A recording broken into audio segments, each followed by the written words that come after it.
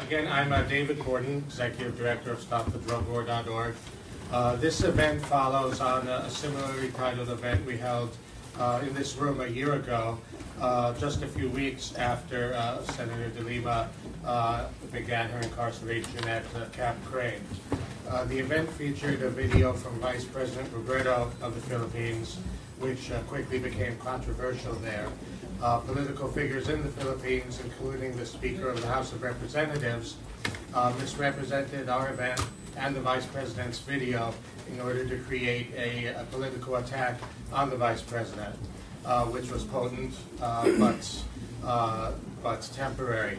However, it did succeed in their objective of distracting from the discussion that the Vice President was attempting to forward, namely the abuses in President Duterte's war on drugs. So we are still here, and the Philippines has more champions, and I'm proud that we have them here with us today. I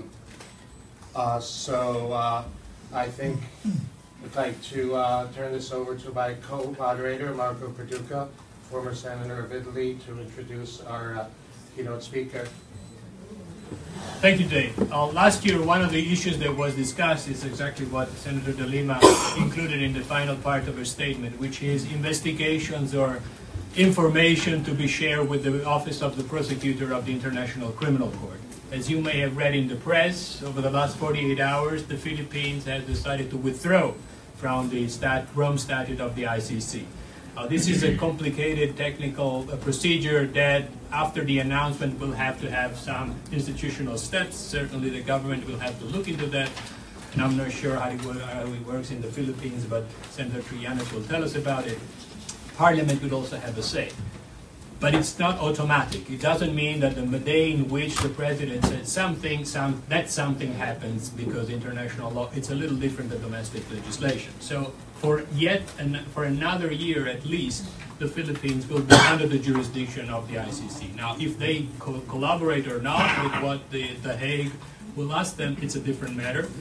But we believe that if it weren't also for the event we organized last year, and the work of civil society activists, human rights defenders in the Philippines and elsewhere in Europe, this would have never happened. And despite the fact that it's negative news, hearing that the Philippines may withdraw, in a way, I think we touched a nerve and something we still believe may come out of that. One of the organizations that was present last year that couldn't be here with us today is No Peace Without Justice, which has been championing the ICC for the last 25 years, and I've been working with them for at least 15 of my international experience in New York, and they are still working on a dossier that at some point will be shared. If nothing is going to happen inside a court, a lot of things should happen outside the court, and certainly events like this and the tour, the awareness-raising activities that other friends have been doing are part of this effort. I met for the first time in my life, in person, Senator Trillanes last year in November in Milan, where I used to be the Italian coordinator of the NGO called Parliamentarians for Global Action. He's a standing member. Where we were discussing the death penalty around the world. It was a panel that was not necessarily speaking on drug-related crimes, but certainly was using that as an example of how recent developments, so to speak, are taking us back to the late 80s, early 90s. And unfortunately, where you don't have the death penalty used for drug-related crimes like Saudi Arabia, Iran, Iraq, and Singapore, you have other kinds of policies that are taking place. But the extrajudicial killings and summary executions are certainly one of those, regardless of who perpetrates them. The problem here is not only that we're going back 20 years, but perhaps we're going back 65 years. Why the war on drug was launched. All the people in the room, so perhaps the majority of the people in the room, believe that it wasn't to target drugs. It was to target big chunks of society.